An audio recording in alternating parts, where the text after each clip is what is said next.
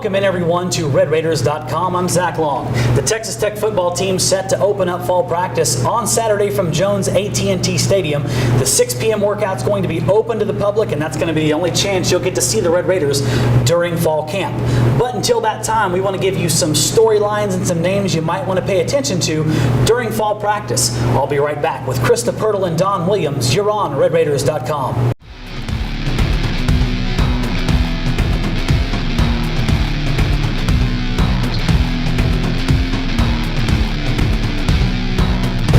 And please welcome in Don Williams and Krista Pirtle. We're going to get started first. I'm going to have you guys identify your biggest storyline going into fall camp. Krista, let's get it started with you. All right, for Tech, no one knows who the starting quarterback is going to be.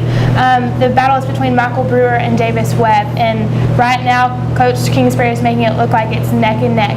Brewer was the backup to JU last season. He did well when he came in, and Davis Webb graduated high school early and has been here in the spring, and he has been impressive throughout his time. So you never know, but looking at the past quarterbacks that Cliff has had, he's had Case Keenum at Houston and Manziel at A&M. Both of those are very mobile, and they like to move, and they will expand the plays and keep their feet going. That actually leads in favor of Michael Brewer because he is prone to pull out the offense when he needs to. But that being said, we won't really know what's going to happen until they're under the lights. And now over to the veteran Don Williams. You've been through a number of fall camps. A lot of storylines you could hone in on here, but which one are you going to tell us about today? I think the most obvious big storyline coming into this camp is going to be Cliff Kingsbury and these new coaches, which has been talked about a whole bunch this off-season. He has the excitement level up. Everyone seems to be united behind Cliff Kingsbury and the new staff. Now the question is, can they deliver? And if they don't, then how soon does frustration set in? Now I think a question to ask is what is an acceptable performance for Cliff from as far as Texas Tech fans' viewpoint this season? Is it 8 wins? Is it 7 wins? Does he get by if it's 6-6? For his own part, Cliff Kingsbury said this week that he's ready for the storylines to be about the players and not about what kind of sunglasses that he happens to be wearing a particular day.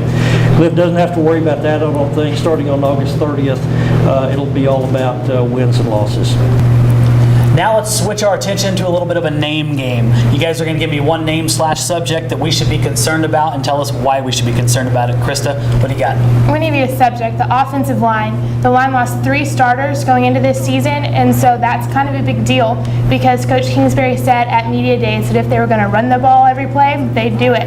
Well, to be able to run the way they need to run, the offensive line needs to pave the way for that depth of running back that they have.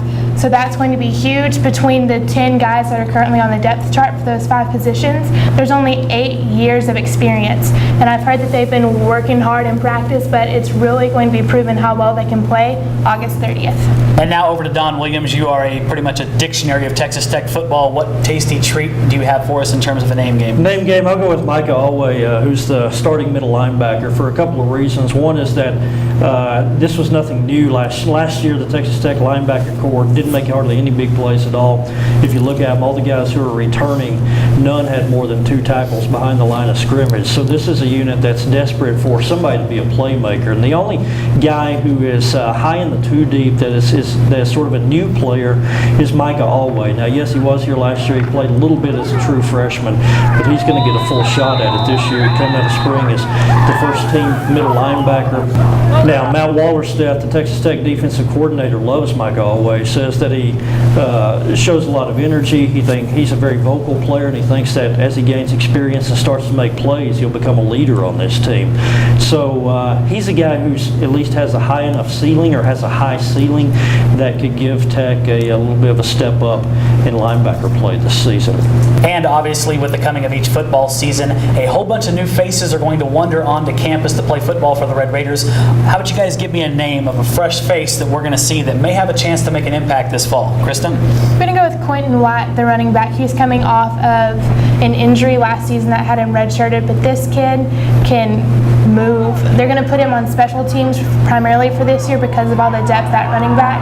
But if they have Sidell Foster in the slot for quite a bit, then he will probably get more time at running back position, and he is nasty to catch.